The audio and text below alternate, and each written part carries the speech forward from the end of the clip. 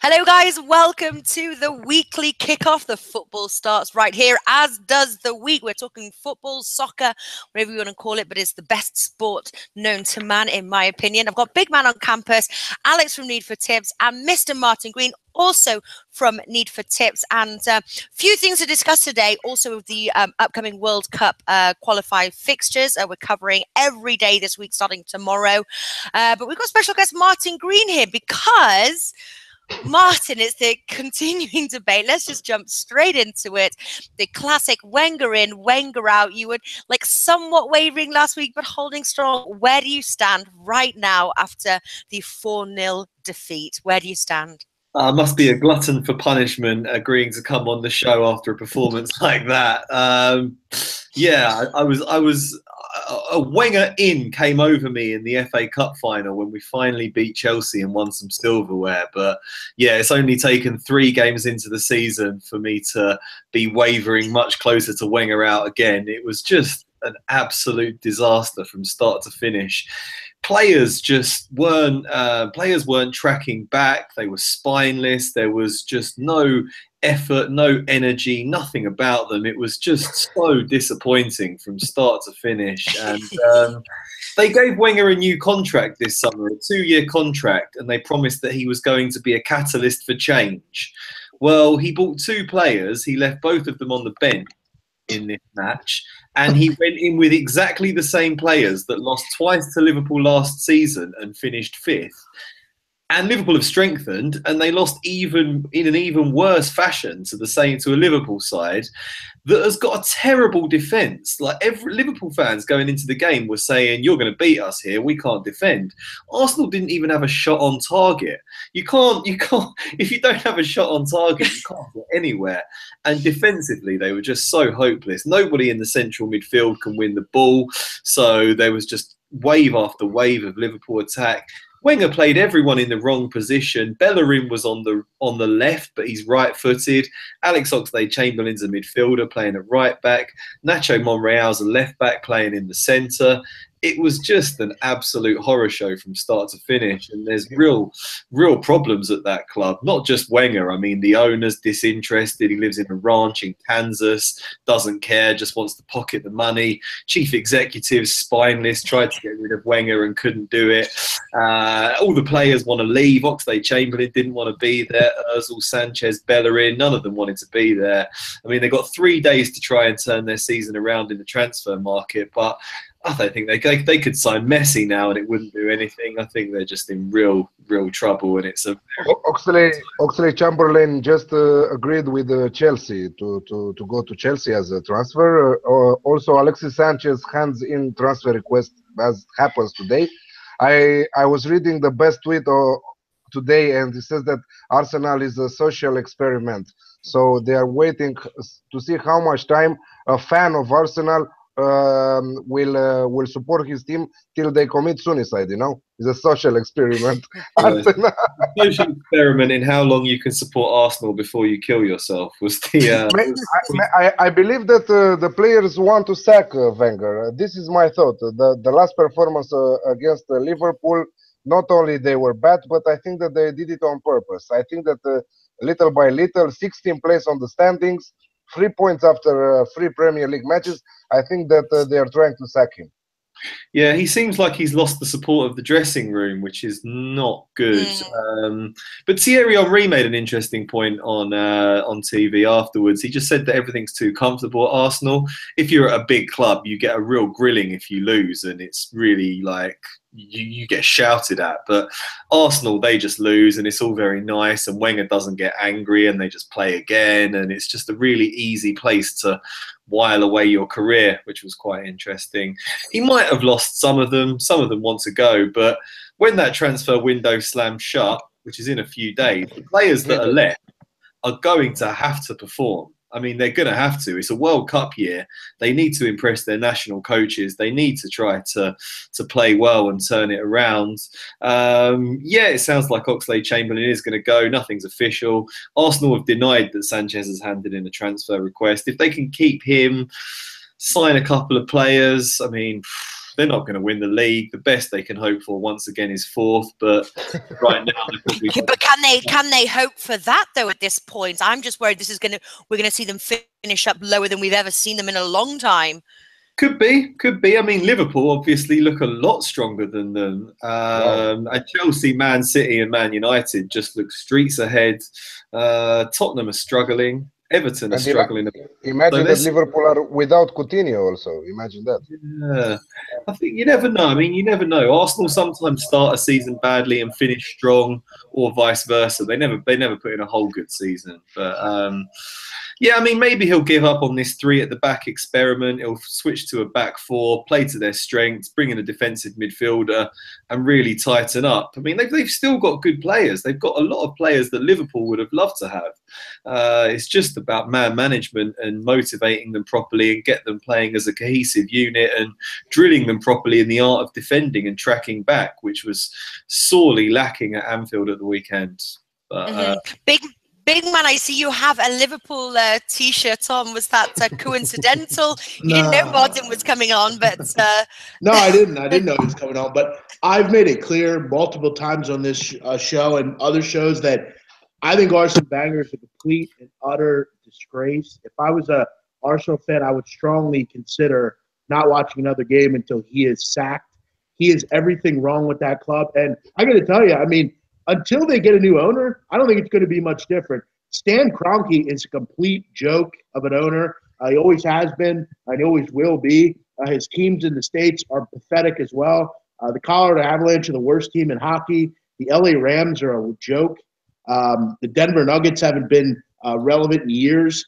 He's a joke. And until he wakes up and allows someone else to manage this team, it's time to move on. I mean, yesterday was disgraceful. How do you go and sign Lacazette, one of the best signings over the summer, and he sits on the bench in your biggest game of the season? I mean, come on. I mean, if I'm a fan, I'm disgusted today. I'm sick. I would go to throw eggs I would go throw eggs at the Emirates. I would throw eggs at it. It's pathetic. Martin is looking a bit queasy, I have to say. Martin, are you going to go on strike as an Arsenal fan? Like, just protest, not watch them anymore until something changes at the club?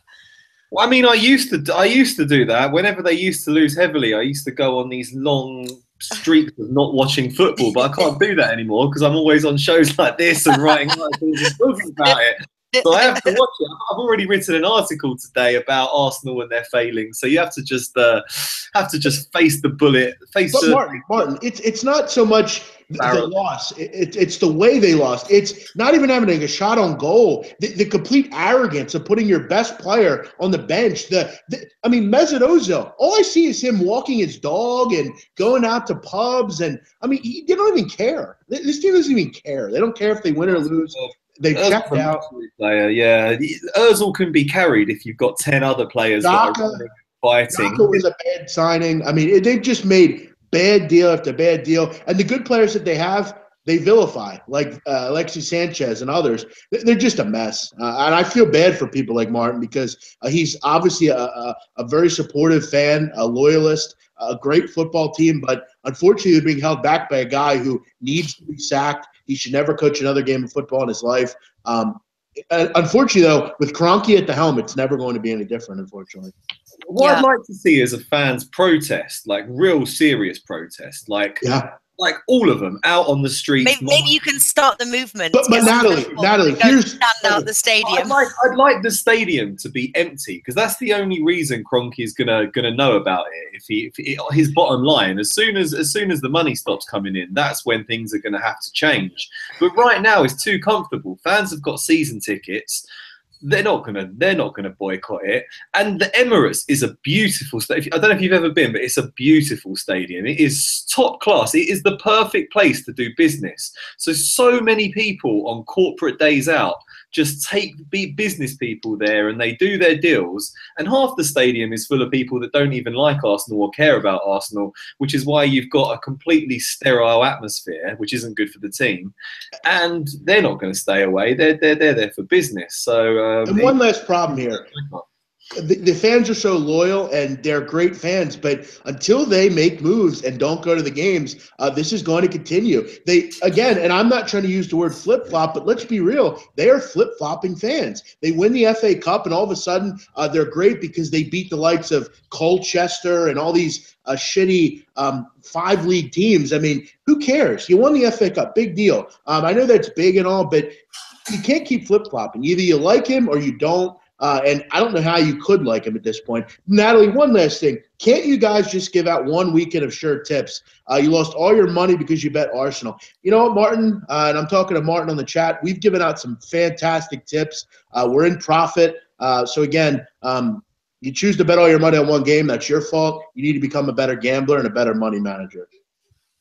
Yeah, we had a bad weekend. This actually brings me to it was one of our best bets, our bankers, and it was both teams to score and the over 2.5 goals in this match. Liverpool, Arsenal. If you thought Arsenal wouldn't score, you're crazy.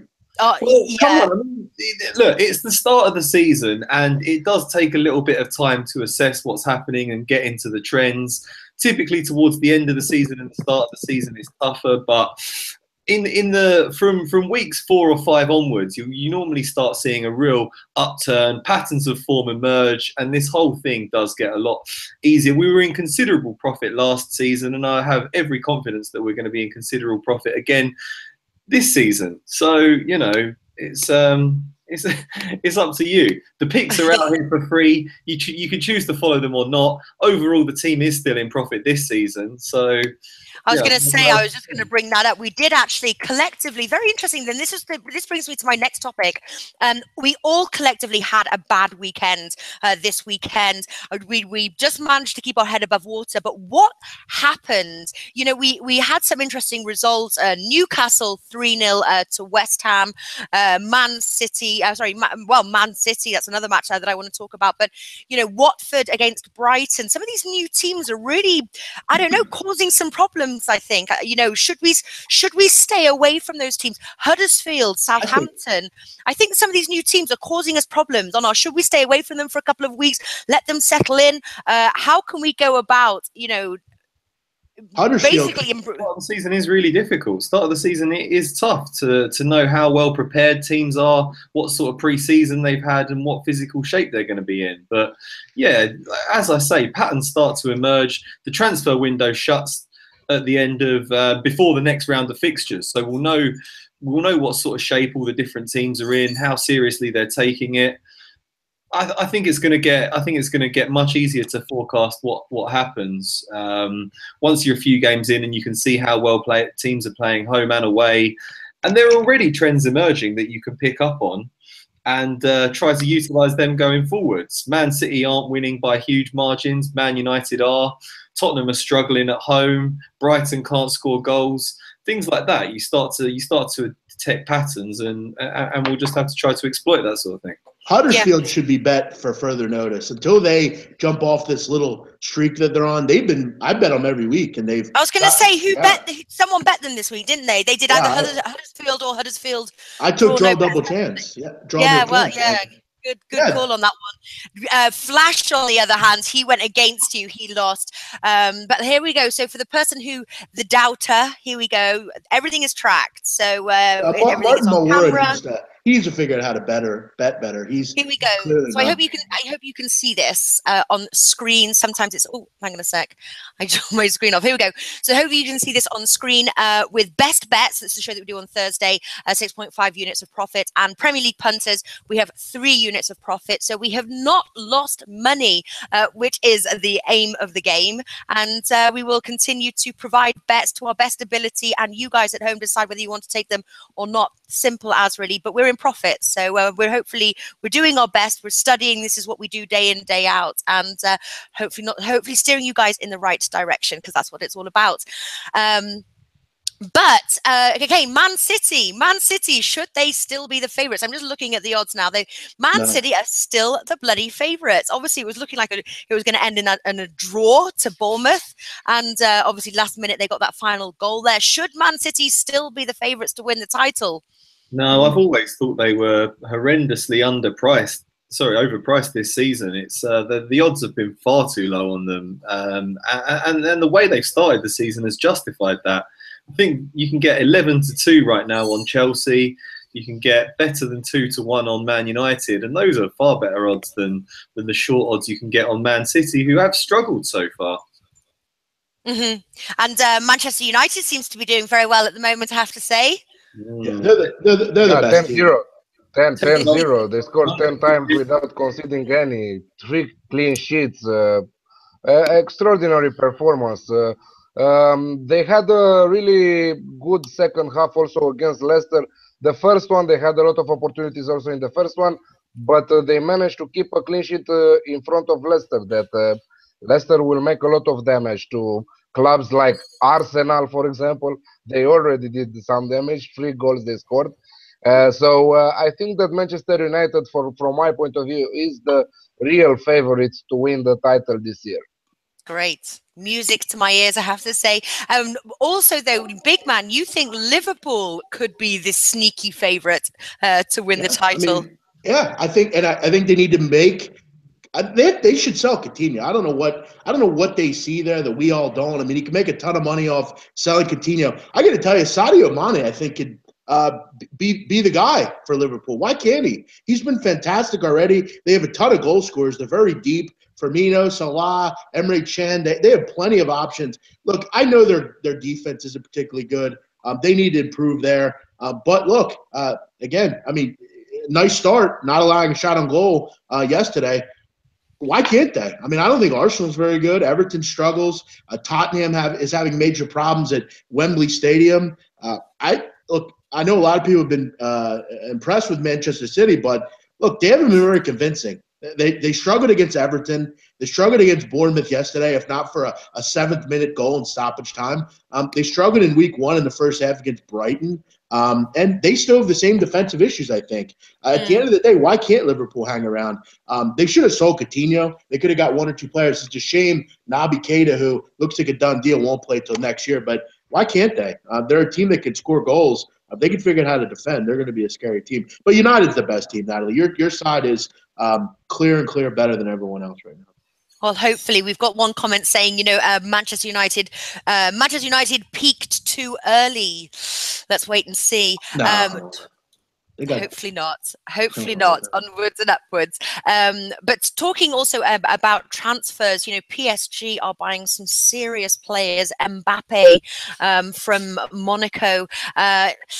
Is that a good move from Monaco? PSG are going to be sort of serious contenders here, I'm guessing, for the Champions League. To sell, he didn't play till now, Mbappe, for Monaco this season, and still Monaco is impressing. But without Mbappe and Thomas Lemar, that is leaving also the club, I think that they will have some problem. But to sell your best player and your best youngster striker who will grow with every year that is passing to your biggest rivals, to PSG, and he will play against you and he will score against you. Okay, is the second world record transfer fee. I think it's around 175, 180 millions. That's huge again. And they might, they already bought Jovetic. So I think that they must be really good, isn't it? They're not actually even buying him. They're taking him on loan for the season. Yeah, exactly. You've got the most coveted man in world football, and you're loaning him out. The loan system should be for players you don't want, that nobody wants, that you give them a chance to go and get some experience at a lesser team. You don't loan out your best player. It's like. And not only are you doing it, they don't loan him because they don't loan him like that. Harry Kane on loan for the season, and you go, yeah, all right, why not? It's messy. It's to pass the financial fair play. This is to pass the financial fair play. Yeah, Luke says it's Dale Ford to sell Mbappe and buy Junkers is like to sell your Ferrari and buy a Ford. I think that's totally true. Yeah, I don't know. I just think, well, Mbappe was great in the Champions League for Monaco, and that's, I'm just sort of wondering whether, I don't know. I just don't think it was a good move. I don't know why they did it. Well, we have a situation now where countries own clubs. So, I mean, Abu Dhabi owns PSG. They've got so much money. They can buy whoever they want. They're contravening financial fair play, and they're getting around it by loaning him for the season. But here's a little problem, though, going forward for them. They don't have much of a goalkeeper. Their coach on that level is not a world-class manager. They have plenty of goal scorers, surely, but their midfield, Blaise Matuidi's gone. Verratti can't stay healthy. Thiago Silva is getting older. Again, Dani Alves didn't play us the other day. Look, they can score goals for sure. But, I mean, come on, guys. Are they really on the level of Real Madrid? No. Never. I think that they will never be. They're very good. I mean, they're a good 10-1 option, but, like Juventus last year. I think they're on that kind of level. They're very, very good. Can they win it? I don't think. Yeah, I wonder again whether it's that cash out option, whether they will sort of go the full distance, and whether is there an opportunity to make it. Is that, have you done that? That's why I did it. I have 9-1, and I'm hoping that we can, they can, make a kind of a trek towards it. But Barcelona is clearly a team that's lost significant players. Juventus is struggling right now to defend. I think they're top 3 or 4. Bayern Munich, though, is going to be very good. They have something to prove clearly. But, yeah, I'm hoping I can get it to that Final 4, Final 2, and start to hedge out for sure. Yeah, but talking about Real Madrid, though, drawing 2-2 against Valencia, really a match that they should have won. I'm sure that messed up a few parlay ACCA bets. What went wrong in that match for Real Madrid? Can't defend. Just defensively weren't strong enough. They missed Sergio Ramos. I mean, it's the game they should have won, but they do have freak results like that throughout the season. Real Madrid, they're not all dominant in La Liga. They really ratchet it up for the big Champions League games. But yeah, you do see them drop points. They really should have won the game, and they had several options late. I got to ask the rest of the panel. What is Karim Benzema's purpose exactly? I mean, game after game, he just continues to fail. I mean, he can't finish. He had 2 options yesterday to finish, and he couldn't do it. I mean, what is his purpose exactly? Benzema and Bale are passing by through a hard period of time. I don't think that they are bad players. I think they are top players. Sure. I think that in couple of rounds, we will see another face of Benzema. With Ronaldo together, I think that they are doing a better job than alone there, Of course, he had a lot of opportunities to score yesterday. He missed them. The crowd was booing him yesterday, if you saw. So that's not good for him. He's not called for his national team for the international break matches right now because of the sex tape problem from last year. So some little issues also at Real Madrid. On his day, he's brilliant. I mean, he put Atletico Madrid to the sword in the Champions League semi-final last season. He just destroyed them. And I just want to keep in mind, I'm really grasping for straws with problems with this team. And I agree with Dale 04. I think Asensio is better than most of the guys we discussed. I mean, tell me you wouldn't have Asensio over Mbappe, a lot of those guys. I agree with Dale 04 there. Asensio is fantastic. But yeah, I mean, look. Arsenal this transfer window, £75 million. It's going to come and save us. Yeah. But no, they have to learn to defend, Natalie. Arsenal are going to buy Asensio for £75 million. He's not going to for you, Martin, I hope that happens. No, I don't think so. I don't think that Real Madrid is the kind of club as Monaco is. They will not sell their best youngster. He's got a release clause though. He's got a £70 million release. Where to sell him? To Arsenal? Imagine that. No, anyone can buy him for 70 million if they trigger his release clause, like what happened with Neymar. It's just whether you want to pay it. Yeah, but maybe tomorrow he will sign a new contract. They will pay him more. He will sign a new transfer fee. He probably will, but he just has to. He has to be guaranteed first team football because Ronaldo's ahead of him. Yeah. One other thing before we head over to just the World Cup, I just want to see what matches you've got your eye on. Also, let our viewers know what we're covering and which days, etc. Big man, I'm sure you've got to eat your hat slightly there with the Swans win 2-0 against Crystal Palace. I do have to bring that one up. Well, you're right to bring it up, Natalie. I mean, Crystal Palace, I've been really disappointed in. I thought I thought this team would be a lot better than they are. They still have not yet scored a goal. Just disgusting. Look, I thought Swansea, and I still do think they'll be a team that will challenge to relegate. But, yeah, look, I mean, Crystal Palace is lost right now. The new manager is trying to, put this new offense and the way they're attacking. And, Zaha hasn't played, I don't think, and Benteke just can't seem to find the net. Christian Benteke is lost. He cannot score. It's amazing. Natalie, I have to ask quickly, I'd like to get the panel's opinion. Juventus had trouble defending yesterday. I will say this. I can't stand video review. I hate it. I hate it really in every sport, but in football, I really hate it. And Inter Milan, really good win yesterday for them. This Mauro Icardi, really good. Roma was a bit unlucky in that game, but I'm really concerned with Juventus. They don't seem the same to me right now. Yeah, well, my bet actually was win to 0. That one didn't work as well. Tottenham as well. That let us down. Tottenham was brutal. That was a brutal loss, man. Against Burnley, 1-1 draw. But and Chris Wood scores. None other Martin and Chris Wood from Leeds United. Unbelievable.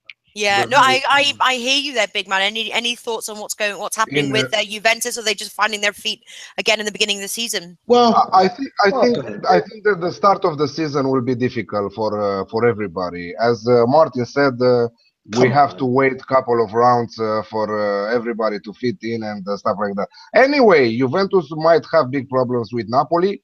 Great comeback yesterday from Napoli. Also great comeback from Inter yesterday against Roma. As I said, Inter will not lose at Roma, and they didn't.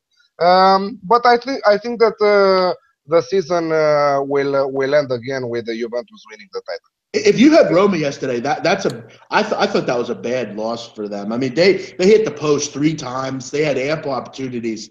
They had the lead. It's going to be an interesting year in Serie A. I get a feeling. I don't know why.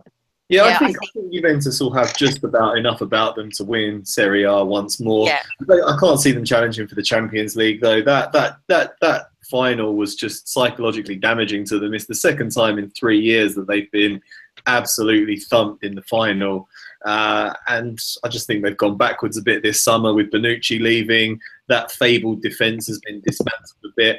I still think they can hold off the challenge of Napoli, but yeah, over the next couple of years, I can see AC Milan come into the fore. I think someone really can challenge their crown, but I see them just scraping it this season. Yeah. All right. Quickly, World Cup qualifiers this week. We kick off tomorrow. Team Bankroll will be rotated throughout the week. From Tuesday to Sunday. That will be at 1 p.m., which I believe is 3 p.m. Eastern time. Every day. So we'll do the rundown. So tomorrow will be Flash, Big Man, and Martin. So we'll be covering basically our best bets, and we will continue through the week. So really hope to see you guys there, focusing mainly on World Cup qualifiers Europe, but I'm sure we'll throw some other ones in as well as the US matches. But anybody got any matches they're really excited either by watching or some bets that they've got right in? Because I got an email off Flash, for example.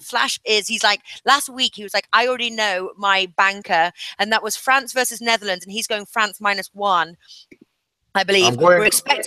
I'm going directly with France because 1.7 for France direct win. I don't think that we should even consider the -1. I think that straight France win. Is one of my best tips also. They've gone in 1.61 in the last day, which is a bit. Has it gone down?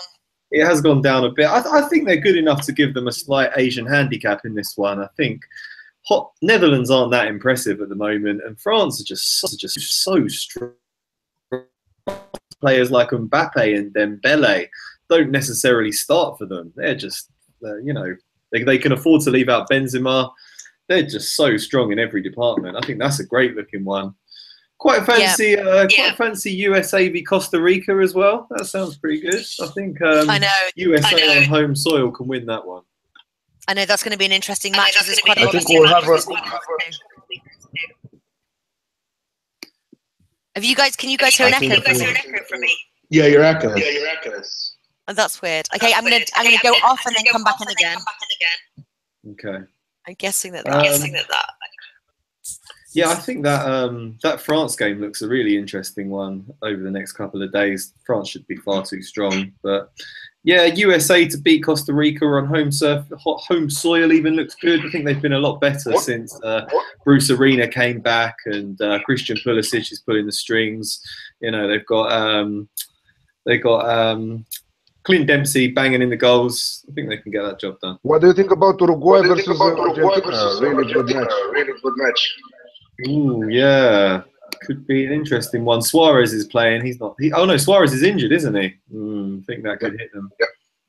I go Argentina to win that. I think a good one. Real quick. Montenegro against. I think they're playing Kazakhstan. They're second in this group. They're playing well. And I think coming up Romania and Kazakhstan. I'm looking at that one. Slovenia, Slovakia will be interesting. I'm echoing really bad. Yeah, it's all echoing. So I'll draw it to a stop. So very quickly, guys, I'm just going to say thank you for watching and join us all week, 3 p.m. Eastern time, covering each day. So we're starting tomorrow for the first day there. Thank you so much for watching. Sorry for the echo timing out there. Thank you, guys. Alex from Need for Tips, Martin from Need for Tips, and Big Man on Campus. Thanks for watching, and I'll see you tomorrow. Thank you. Thanks, guys.